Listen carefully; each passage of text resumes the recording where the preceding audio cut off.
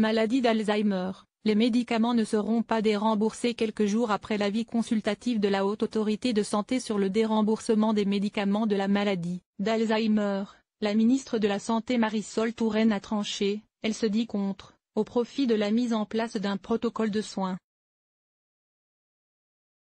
C'est une nouvelle qui avait fait grand bruit en ce qui concerne le traitement de la maladie d'Alzheimer.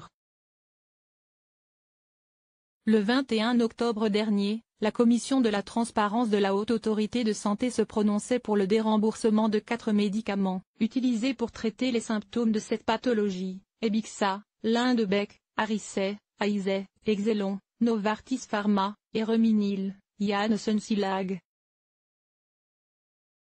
Mais cet avis était consultatif, et beaucoup de spécialistes et de patients attendaient en retour la réponse de la ministre de la Santé Marisol Touraine, la seule à pouvoir trancher sur le sujet. C'est désormais fait, puisque la ministre se dit opposée à cet avis au micro de RTL. Il n'y aura pas de déremboursement dans l'état actuel des choses, a-t-elle fait savoir. Marisol Touraine préfère envisager la mise en place d'un protocole de soins élaboré par les scientifiques en lien avec les associations de patients, plutôt que cette mesure, qui aurait fait de la France le premier pays au monde à dérembourser les médicaments contre la maladie d'Alzheimer. Tant que ce protocole ne sera pas mis en œuvre, la question du déremboursement ne peut pas et ne doit pas se poser, a-t-elle décidé. Un intérêt médical insuffisant. La Commission de la transparence estime de son côté que l'intérêt médical de ces médicaments est insuffisant pour justifier leur prise en charge par la solidarité nationale. Elle justifie sa décision en faisant état d'une efficacité au mieux modeste, associée à leur mauvaise tolérance et la nécessité d'une prise en charge globale des patients et des aidants intégrant des approches non médicamenteuses. Ce n'est pas la première fois que cette autorité publique met en cause l'intérêt de ces médicaments dans la stratégie thérapeutique contre cette maladie qui touche près de 850 000 personnes en France. Lors de leur précédente réévaluation en 2011, elle avait déjà conclu à un service médical rendu faible tout en préconisant des mesures de bon usage pour réduire le risque d'effets indésirables, interactions médicamenteuses, troubles digestifs, cardiovasculaires.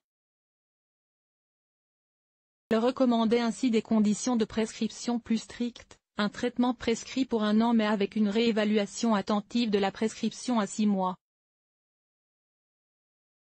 Et réitérait également la nécessité de disposer à l'avenir de données permettant d'apprécier l'impact de ces médicaments en conditions réelles d'utilisation. La prise en charge non médicameuse à privilégier.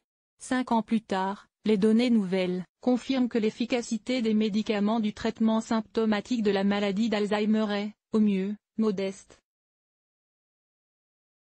Elle est établie uniquement à court terme, essentiellement sur les troubles cognitifs.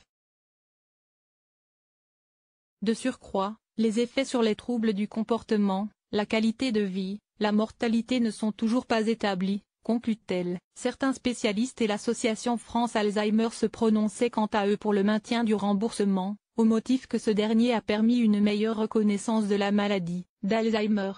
Reste à savoir si ces autres recommandations pour la prise en charge des patients seront considérées par la ministre pour la mise en œuvre de son protocole. En 5 axes, l'ASO recommande un accompagnement basé sur une approche non médicamenteuse globale, une amélioration de la qualité de vie, une prise en charge orthophonique, une stimulation cognitive, une prise en charge psychologique du patient et une promotion de l'exercice physique. Enfin, cette dernière publiera dans les prochains mois un guide relatif au parcours de soins des patients concernés.